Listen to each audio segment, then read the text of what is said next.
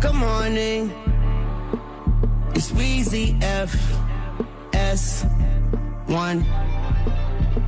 Skip the BS and put everybody after BS. PS, all I spit is FACTS. Be best, Skip Bayless, yes, say less. Top for the top, apex, everyday flex. If you ain't got no haters, you ain't poppin'. I ain't trying to hate. Let's have a Jordan and LeBron debate. I got time to date. Dripping on the chain, my diamonds say what they gotta say. If you think it's a game, I commentate, I ain't gotta play. On in the morning, I own my opponent. My competition is not an issue, it's cotton tissue.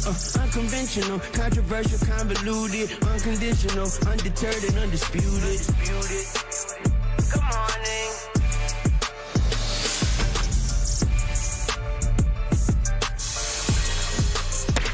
Good morning.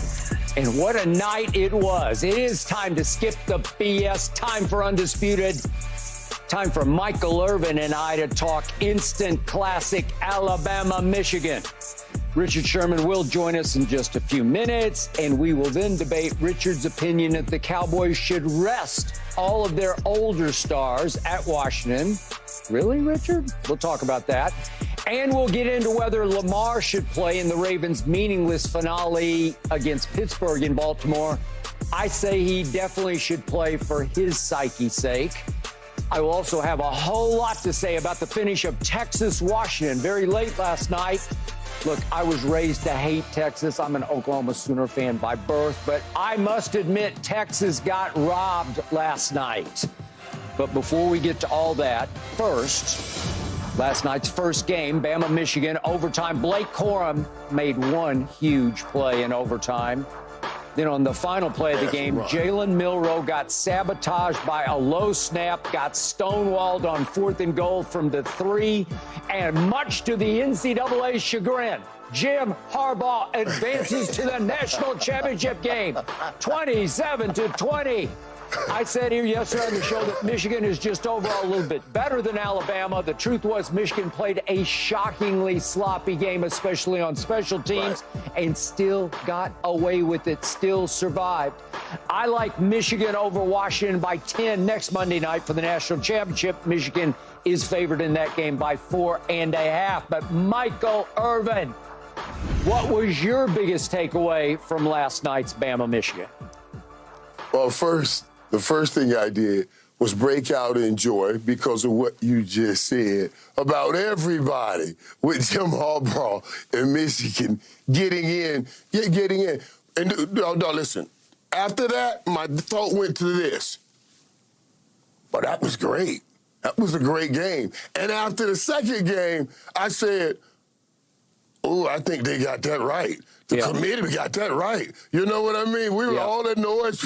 And I feel for Florida State, but 2 games that ended on the very last play of the game. Can't beat you know what I mean? Those games, those games were tight. Those games were tight. They got it right. That was my first thought. They were right. Great thought. They were great games. Agreed. Great games. Now, Skip, though, on this. I went into that game thinking also, I can't wait to see what happens with Michigan up front because you said, I believe Michigan's good enough. I thought Alabama would be too much on the outside. They'll make plays up the field, try to take away. But you were torn about it. You said you were on the fence about it. Yeah. Right. I wanted Michigan to win. Yeah. I wanted Michigan to win. I wanted a Michigan-Texas finals. I'm just being real about that. But I'll take what we got, and this will be a good one. I think this will be a good one. But to watch Michigan play along the line of scrimmage with Alabama like that was shocking. To see that defense, and you saw those kids, man. You watched the interviews afterwards. Those kids all talked about, man, we made a commitment.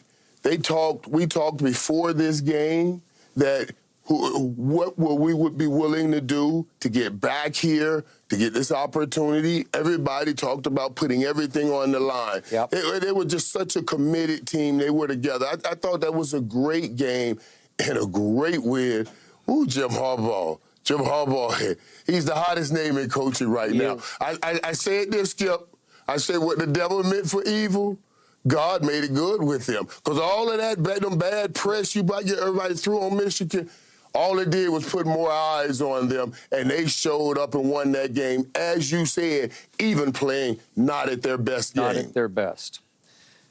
Okay, so in the biggest picture, we have a Michigan team that is on a mission to win one for their head coach, who got suspended, of course, twice last year, early then late. And this team believes that Jim Harbaugh got done wrong by the NCAA and by the Big Ten. And yet, I think we're all pretty sure he actually did some wrong to get suspended, but that's a whole nother issue because that team is on fire to win one for its much maligned head coach, Jim Harbaugh. Okay, so the shock to me, Michael, was I still believe Michigan's a little better across the board than Alabama, even though Jalen Milroe has the capability of playing at a higher level to me than J.J. McCarthy does. He didn't last night consistently.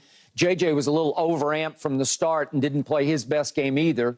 But before we get deep into what happened late in the game, allow me to show you quickly one thing I'm going to tell you quickly about all the special teams blunders that Michigan had to overcome. This is un-Jim Harbaugh. This is un-Michigan. This is so out of character for Michigan. We start with the punting, which I can't show you. In the first play, the first play, too, Skip, the first play, remember, fortunately, that kid's heel was on the line, out of bounds already, and they started the game with an interception. That wasn't a special teams play, but J.J. McCarthy was just overamped. I have no idea. You want to talk about deer and headlights. You want to talk about just going blind and just throwing it to Alabama. I don't know what this is. And I don't know where this throw is. I don't either, and I'm not sure that heel touchdown out of bounds. I'm not sure about that, but it saved Michigan from an early hole that they could have been in. And you're right. Yeah. You're right, Skip, because when they showed that one angle, you can see that heel kind of up, right? You know what I mean? I don't know. It was up. Okay. But it was hard to see it. I think it was too much to overturn. So, again, biggest picture was it turned in weirdly a punting battle. And that kid from Australia who punts for for Alabama was really good last night. 7 times for an average of 50 yards, and 5 of 7 pinned Michigan inside the 20. Well, as you know, Michael, if you can keep doing that, you're going to put the other team at a severe disadvantage. And Michigan was playing uphill the whole night because they were trapped inside their 20. And the kid who punts for Michigan, that's my one concern about them going to the championship game, Tommy Doman. I don't know if he's just having a bad night or mishitting the ball. Maybe the pressure was getting to him a little bit. He punted 6 times for an average of only 40 yards, none inside the 20-yard line. And I kept saying, he's letting Alabama off the hook and off the hook and off the hook with poor punts. Okay, so then we get to the freshman that Jim Harbaugh has back fielding punts until the very end of the game. But the kid Morgan, can we see what he did on the early punt? This is 11:52 left in the first quarter. I don't know what possesses him, but he decides to try to make a running full-speed catch. Michael, back in your day, you fielded a few punts. There are some punts you just have to not mess with, right? There are some that aren't worth the trouble. It's high risk, high reward, but it's higher risk. And he leaves the ball on the ground for Alabama, and they take it and go right, boom, boom, boom, in for the touchdown, and it's 7-0.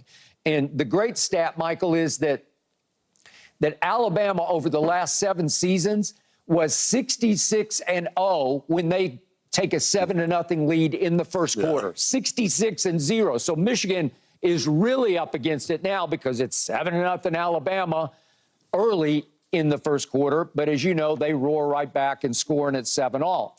All right, so then we've got, after they score again to go up 13-7, can we see what they did with the extra point snap?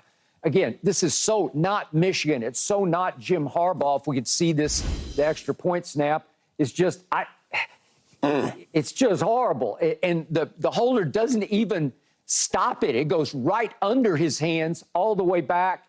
And obviously all they can do is just fall on it. And there you go with a point that looked like it was going to haunt Michigan the whole game because they felt like it was like they were chasing that point.